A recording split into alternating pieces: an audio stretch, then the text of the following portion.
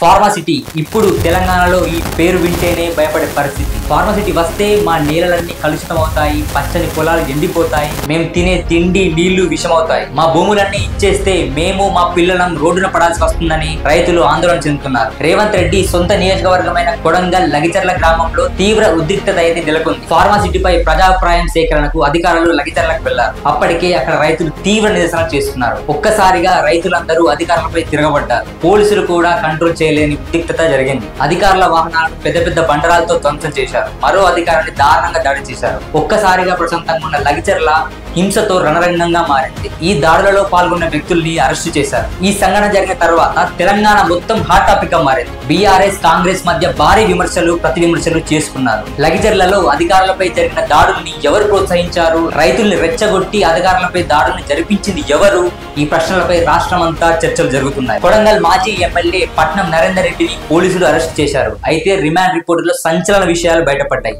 అసలు ఏం జరిగిందో నేను సింపుల్ గా అర్థమయ్యేలా మీకు చెప్తాను. కేటీఆర్, పట్నం నరేందర్ రెడ్డి, సురేష్, ఈయన పట్నం నరేందర్ రెడ్డి అనుచరుడు. ఈ ముగ్గురు పేర్లు మీరు గుర్తుపెట్టుకోండి. పోలీస్ రిమాండ్ రిపోర్ట్ ప్రకారం కేటీఆర్ పట్నం నరేందర్ రెడ్డికి ఆదేశాలు పంపారు. పట్నం నరేందర్ రెడ్డి తన అనుచరుడైన సురేష్ కి ఆదేశాలు పంపారు. అధికారులపై దాడులు జరగక ముందు పట్నం నరేందర్ రెడ్డి అక్కడ జనాల్ని రెచ్చగొట్టే వ్యాఖ్యలు చేశారు. ముఖ్యమంత్రి రాని, కాంగ్రెస్ నాయకులు రాని, కలెక్టర్ రాని ఎవరు వచ్చినా తన అనుచరుడు సురేష్ కూడా దాడి జరగక ముందు అధికారులు కలిసి తమ రైతుల దగ్గరికి రావాలని కోరడం జరిగిందని సమాచారం. 10 మంది అధికారుల దగ్గరికి వేలాది మంది రైతులు రావడం కంటే వేలాది మంది రైతులు అక్కడ ఉన్నారు. ఈ 10 మంది అధికారులు అక్కడికి రావచ్చు. అధికారులపై దాడులు జరపాలని, లేకపోతే మీ భూములు మీకు దక్కవని రైతులను రెచ్చగొట్టి దాడులు జరిపారు. పట్నం నరేందర్ రెడ్డి చాలా సార్లు సురేష్ తో ఫోన్ కాల్ మాట్లాడారని, అధికారులపై దాడులు ప్రీ ప్లాన్ గానే జరిగాయని రిమాండ్ రిపోర్ట్ లో పట్నం నరేందర్ రెడ్డి ఒప్పుకున్నారు. అలాగే పోలీస్ రిమాండ్ రిపోర్ట్ పై నరేందర్ రెడ్డి స్పందిస్తూ పోలీసులు తప్పుడు కన్ఫెషన్ రిపోర్ట్ ఇచ్చారని, తాను ఎక్కడా కేటీఆర్ పేరును ప్రస్తావించలేదని, రిమాండ్ రిపోర్ట్ లో ఏముందో కూడా తెలియదని ఆయన ఒక లెటర్ ను బయటకు వదిలారు. ఏది ఏమైనా అధికారులపై దాడులు చాలా బాధాకరం. నిరసనలు పోరాటాలు చేయడం మన హక్కు, కానీ దాడుల్ని ప్రేరేపించడం ఏ మాత్రం కరెక్ట్ కాదు. అధికారులపై దాడులు జరిపిన నిందితుల్ని ప్రభుత్వం కఠినంగా శిక్షించాలి. రైతుల్ని అడ్డు పెట్టుకొని వాళ్ళ న్యాయం కోసం కాకుండా రాజకీయ లబ్ధి కోసం పోరాడారు. ఇంతటితో రాజకీయ డ్రామా బయటపడింది. దీనిని ఇక్కడికే ఫుల్ స్టాప్ పెడితే సరిపోదు. ఎందుకంటే రైతులు కోరుకుంటుంది ఇక్కడ ఫార్మాసిటీ వద్దు. అది వస్తే మా జీవితాలని నాశనం చేస్తుంది. కాలుష్యంతో గ్రౌండ్ వాటర్ అంతా విషమవుతుంది. దాని వల్ల మేము ఇక్కడ బ్రతకలేము. మా భూముల్ని కోల్పోతే మేము మా పిల్లలం రోడ్డున పడాల్సి వస్తుందని తీవ్ర ఆవేదన చెందుతున్నారు. కొడంగల్లోని దుద్యాల మండలంలో హకీంపేట్, లగిచర్ల, పోలేపల్లి గ్రామాలలో 3000 ఎకరాలను ఫార్మా కంపెనీ స్థాపించాలని ప్లాన్ చేస్తున్నారు. ఈ గ్రామాలలో ఉన్న ప్రజలు మాకు ఫార్మా వద్దు, మాకు మా భూములే ముఖ్యమంటూ నిరసనలు చేస్తున్నారు. ఒకవైపు రేవంత్ రెడ్డి అన్న తిరుపతి రెడ్డి సంచలన కామెంట్స్ చేశారు. ఫార్మా విషయంలో వెనకడుగు వేసే ప్రసక్తే లేదు, ఖచ్చితంగా స్థాపిస్తాం అనే బహిరంగ ప్రకటన చేశారు. ఏ విధమైన వెనకడుగు వేసే ప్రసక్తి లేదు. అక్కడ తప్పకుండా ఇండస్ట్రీస్ వస్తాయి. ఫార్మా కంపెనీ కాదు, ఇంకా రకరకాల ఇండస్ట్రీలు వస్తాయి. స్థానిక ప్రజలు తమ ఓట్లతో సీఎం రేవంత్ రెడ్డిని భారీ మెజార్టీతో గెలిపించారు. అలాంటి ప్రజలకు ఇష్టం లేని కంపెనీని స్థాపించి మీరు ఏం న్యాయం చేయాలనుకుంటున్నారు? ఒక్కసారి ఫార్మా లాంటి విషపూరితమైన కంపెనీలు వస్తే చుట్టుపక్కల ఉన్న ఊర్లన్నీ నాశనం అవుతాయి. ఫార్మా కంపెనీల వల్ల భవిష్యత్తులో ఎలాంటి ప్రమాదం ఉంటుందో మీకు ఈజీగా అర్థమయ్యేలా చెప్తాను. మొదటగా నీటి గురించి మాట్లాడుకుంటే, ఫార్మా కంపెనీలో మందుల్ని ఉత్పత్తి చేయడానికి నీళ్లు ఎక్కువ మొత్తంలో అవసరం. కార్పొరేట్ శక్తులు నీటి కోసం ఎంత ఖర్చైనా చేస్తారు. దాని వల్ల స్థానికంగా ఉన్న ప్రజలు నీటి సమస్యలు ఎదురవుతాయి. అలాగే కంపెనీలో ఉన్న ప్రమాదకరమైన రసాయనాలు వాటర్ లో కలవడం, ఆ వాటర్ సరిగ్గా బయటకు పంపించకపోవడం వల్ల గ్రౌండ్ వాటర్ అంతా కాలుష్యం అవుతుంది. దీని వల్ల ఎన్నో ఆరోగ్య సమస్యలకు దారితీస్తుంది.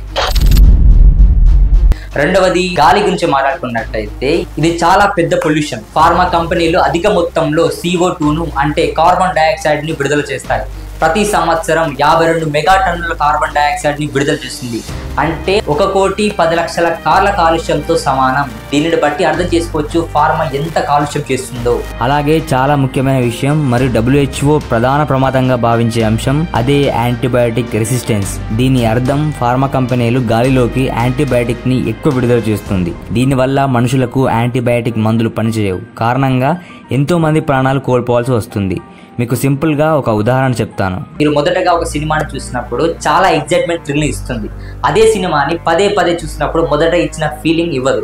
అలాగే యాంటీబయాటిక్ అనేది అప్పుడప్పుడు అవసరమైన వాడితేనే బ్యాక్టీరియాని చంపి మనకు రోగం నయం చేస్తుంది. యాంటీబయాటిక్ ఎక్కువైనప్పుడు లేదా తరచుగా వాడుతున్నప్పుడు బ్యాక్టీరియాని కిల్ చేయలేదు.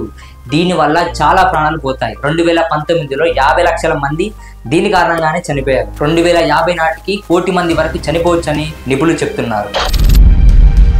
మూడవది మట్టి. ఫార్మాలు 85% ప్రమాదకరం కానివి, 15% ప్రమాదకరమైన వ్యర్థాలు బయటకు వదులుతుంది. ఈ 15% ఉన్న ప్రమాదకరమైన వ్యర్థాలు సరిగ్గా డిస్పోజల్ చేయకపోతే ఆ రసాయనాలు భూమిలోకి ఇంకి నేల సారం తగ్గుతుంది. అలాగే ఏటా 30 కోట్ల టన్నుల ప్లాస్టిక్ ని 16 బిలియన్ల సిరంజుల్ని ఉత్పత్తి చేస్తుంది.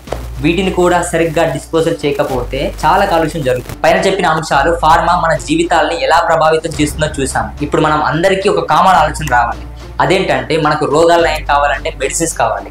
ఆ మెడిసిన్స్ కావాలంటే దాన్ని తయారు చేసే ఫార్మా కంపెనీలు కావాలి. అలాంటి కంపెనీలను మనం రిజెక్ట్ చేస్తే మన ఆరోగ్య పరిస్థితి ఏంటి? ఈ ప్రశ్నల్ని ఒక్కసారి మనం వేసుకుంటే ఫార్మా కంపెనీలను రిజెక్ట్ చేయకూడదని మనకు అనిపిస్తుంది. కానీ అసలు విషయం ఏంటంటే ఇండియాలో చాలా ఫార్మా కంపెనీలు ఉన్నాయి. ప్రపంచంలోనే ఎక్కువ ఫార్మా ఇండస్ట్రీలు కలిగిన దేశం మన భారతదేశం ఒకటి. అలాగే ఎక్కువ మొత్తంలో మన దేశం నుండి వ్యాక్సిన్స్, మెడిసిన్స్ బయట దేశాలకు ఎగుమతి కూడా అవుతాయి. ఇక్కడ నా పాయింట్ ఏంటంటే మనకు సరిపడా మెడిసిన్స్ ఉత్పత్తి మనం చేసుకుంటున్నాం, కాగా బయట దేశాలకు కూడా ఎక్కువ మొత్తంలో ఎగుమతి చేస్తున్నాం. అలాంటప్పుడు మనకు మన పర్యావరణానికి హాని కలిగించే ఈ ఫార్మా కంపెనీలు ఇంకా మన దేశంలో ఎందుకు స్థాపిస్తున్నాం? బయట దేశాలలో ఆ కంపెనీలు రిజెక్ట్ చేయబడితే మన దేశంలో ఎందుకు స్థాపిస్తున్నారు అంటే ఇక్కడ క్లియర్ కట్ గా అర్థమయ్యేది కార్పొరేట్ శక్తులు చేస్తున్న బిజినెస్. దీని వల్ల మన రాజకీయ నాయకులు కూడా చాలా లబ్ధి పొందుతున్నారు. ఫార్మా అనేది చాలా పెద్ద బిజినెస్.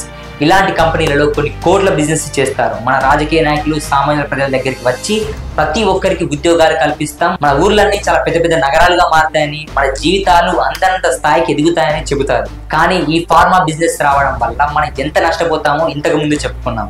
గ్రామాలలో అయితే అధిక మొత్తంలో రైతులు నష్టపోతారు. ఈ ఫార్మా కంపెనీపై తెలంగాణ ప్రభుత్వం ఏం నిర్ణయం తీసుకుంటుందో వేచి చూడాల్సింది. నేను చెప్పింది మీకు ఇన్ఫర్మేషన్ అనిపిస్తే మీ తోటి వాళ్ళకు కూడా షేర్ చేయండి. దానివల్ల ఎక్కువ మందికి రీచ్ అవుతుంది. మరో వీడియోతో మళ్ళీ కలుద్దాం. Thank you.